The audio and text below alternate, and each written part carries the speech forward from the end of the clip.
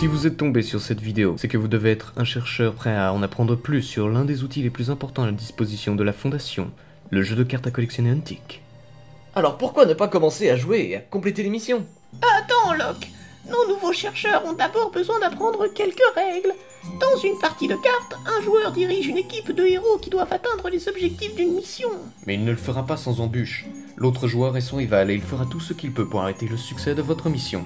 Mélange ton deck, Locke. Voyons si tu peux accomplir une mission contre moi. Je vais m'opposer à toi en imitant la technique de notre ennemi, l'organisation. Ce jeu se joue sur cette map qui est divisée en 5 zones. La zone la plus proche de toi est la zone 1. Et la zone utilisée par l'adversaire est la zone 5. Donc ta zone 5 est la zone 1 de Dante. Il y a aussi sur la carte le chronomètre de mission. Le chronomètre de mission est divisé en 7 tours. Lorsque le chronomètre arrive à 7, je n'ai plus le temps pour terminer la mission. Tant que je finis la mission à temps, ça veut dire que je gagne! Si Locke n'a pas terminé la mission quand les 7 tours sont écoulés, j'ai la possibilité de l'arrêter et ainsi de gagner. J'ai choisi votre mission au hasard parmi les cartes de mission de votre collection.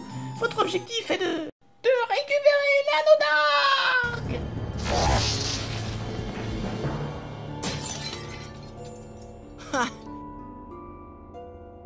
Pour cette mission, nous mettons l'anneau d'arc en zone 4.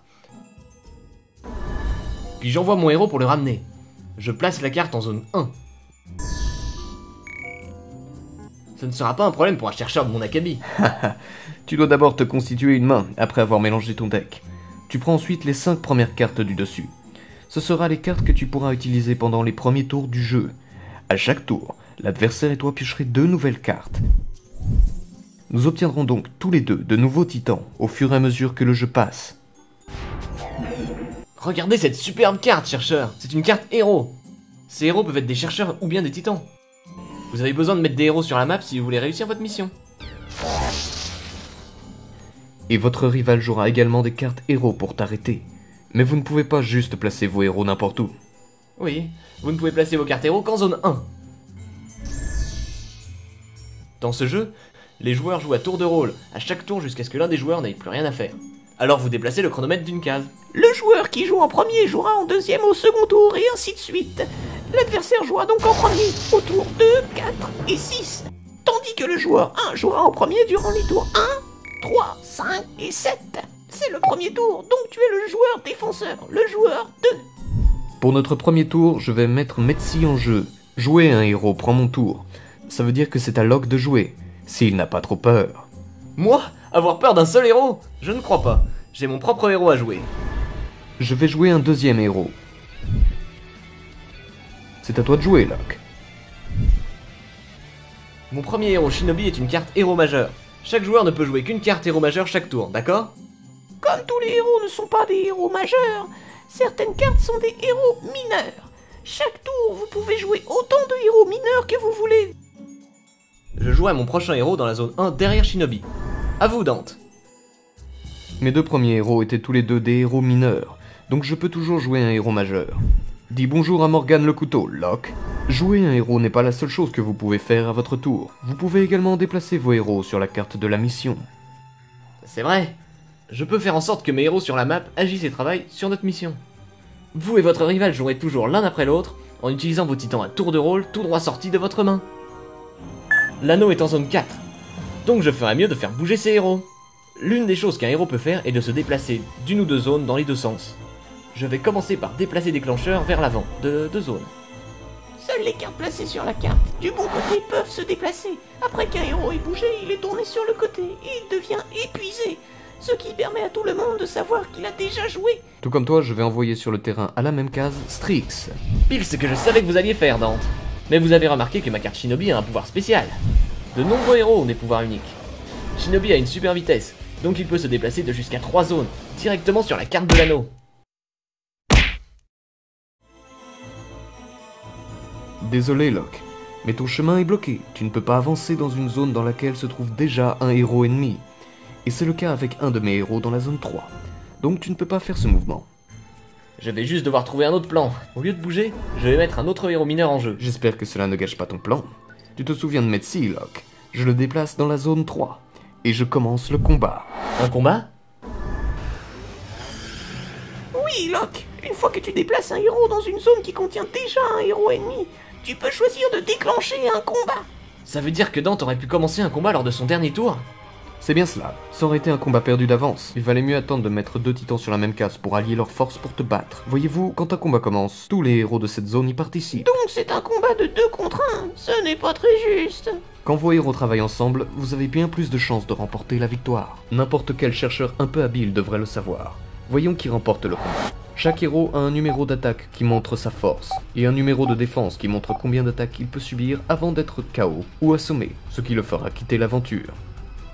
La première chose que nous faisons dans un combat est d'additionner le nombre d'attaques de chaque côté de nos 2 héros, ce qui donne 4 en attaque pour moi. Puisque je n'ai qu'un héros dans cette zone, mon total est de 2 d'attaque. Ensuite, nous pouvons choisir quel ennemi est visé. Comme tu n'as qu'un seul héros dans cette zone, mes 4 attaques visent déclencheur.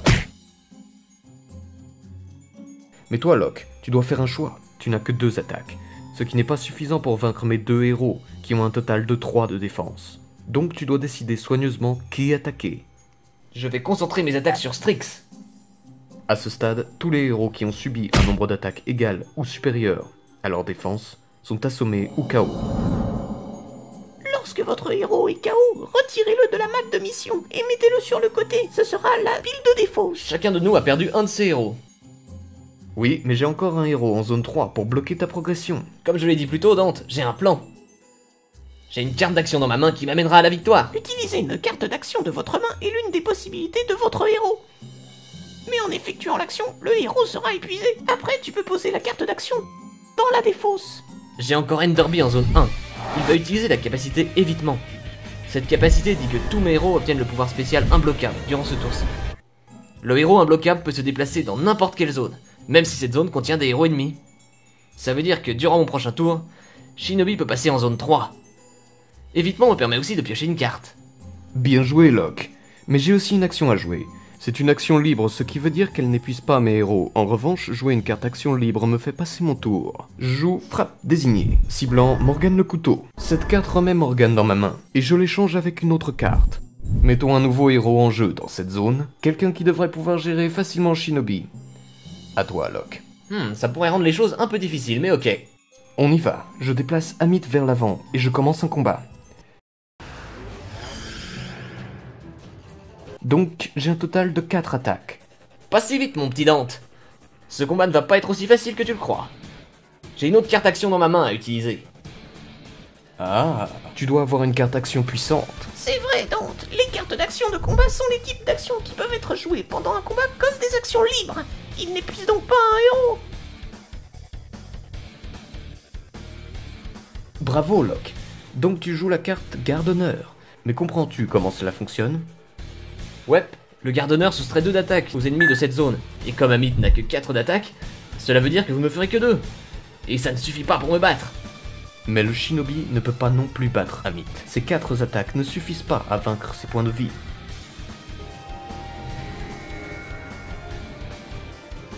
Quelle belle surprise! Avec ta carte d'action de combat, tu as gardé Shinobi dans le jeu pour qu'il puisse ramasser l'anneau! Il a raison, Locke, tu as bien planifié cette mission jusqu'à présent. Merci, maintenant je vais continuer à faire mon mouvement. Je vais demander à Shinobi de ramasser l'anneau. Maintenant il le portera avec lui partout où il se déplacera. L'anneau d'arc dit que vous prenez le contrôle si vous avez un héros dans cette zone. Tout ce que vous avez à faire est d'ordonner à Shinobi de le ramasser. Ce n'est pas un problème. J'utiliserai mon tour pour que Shinobi ramasse l'anneau. Mais s'il se fait sortir... Ah, je sais. Il laissera tomber l'anneau dans cette zone. J'ai fini pour ce tour. Moi aussi. Comme aucun de nous ne veut jouer plus de cartes, le premier tour se termine. Il est temps de passer au deuxième tour. Au début de chaque nouveau tour, tous les héros épuisés se soignent de leurs dégâts et peuvent repartir en mission. C'est intéressant. Tu as la bague, mais j'ai des héros difficiles à vaincre qui se dressent sur ta route. Peut-être bien, mais vous ne m'empêcherez pas de ramener la bague dans ma zone avant la fin du temps. Peut-être, ou peut-être pas. Beaucoup de choses peuvent changer, et il reste encore 6 tours à faire. Et voilà, chercheur. La formation de base se termine. Mais avant de partir, rappelez-vous ce que Dante vient de dire. Beaucoup de choses peuvent arriver, mais les schémas restent les mêmes. Maintenant, vous pouvez commencer vos propres missions Huntic. Emparez-vous du jeu de cartes à collectionner Huntic, et tous les outils seront entre vos mains. Alors ouvrez vos boosters pour continuer à découvrir de nouveaux titans et de nouvelles missions. Des aventures passionnantes sont à portée de main. Alors, everybody Huntic go!